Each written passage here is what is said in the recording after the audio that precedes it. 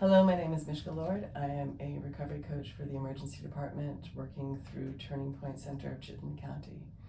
I have also been a client of Turning Point for over a year now, and Turning Point was an integral part of my recovery then and continues to be part of my recovery now. In fact, I credit the work that I do here for helping me stay strong and sober and safe in my recovery.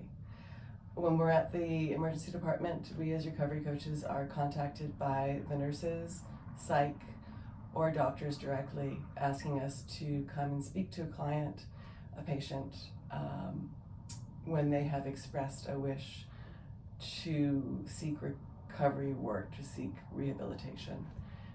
We facilitate their entry into detox, rehab, sober living houses, and offer up as many resources as we possibly can.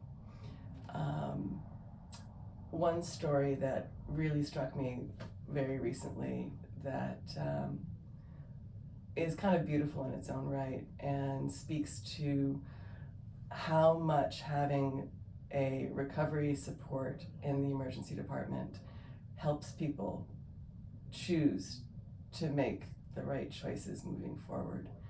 I was paged by a doctor. I called him, we spoke. He said he had a woman, older, who was denying that she was drinking, even though her alcohol levels were through the roof when she came in, continued to deny that she had any trouble with alcohol. And he wished me luck and asked if I could see her. I went into the patient's bedside and sat down with her. She's a lovely older woman.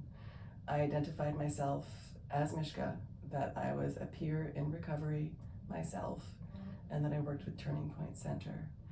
And she started to cry.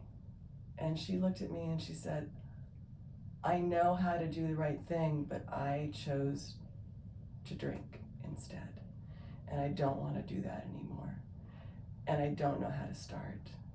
And she had been in recovery before.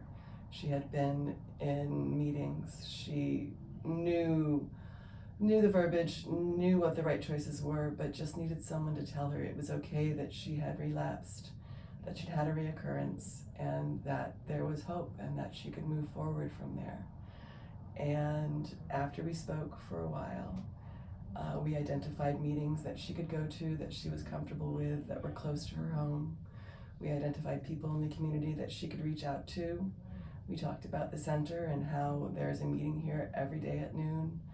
And she has started attending meetings. She is sober now for a little over 2 weeks. And I'm hoping actually to see her tonight at a meeting. I am lucky in that I choose to continue my sobriety and my recovery by attending meetings, and it's important to me. And I offer that to the people that I meet in the emergency department. And I am happy to say that I had a beautiful young woman who I met in complete and total crisis in the emergency department. And a week ago, I handed her her 3-month chip. And I will also see her tonight at another recovery meeting. So it's a beautiful connection, and we connect with people in a way that doctors, nurses, and psych departments cannot, because we have walked the road that they're walking. We know what it feels like. We know what the bottom feels like. We know how hard it is to come up from there, but we also know that it's possible. And they see that in us when we walk through the door. They see that in us when we hold their hand. They see that in us when we call them for days and days after meeting in the emergency department. And every single one of them, to a man or woman, always says, thank you so much for being there for us when we were at our worst. So that's why I do this.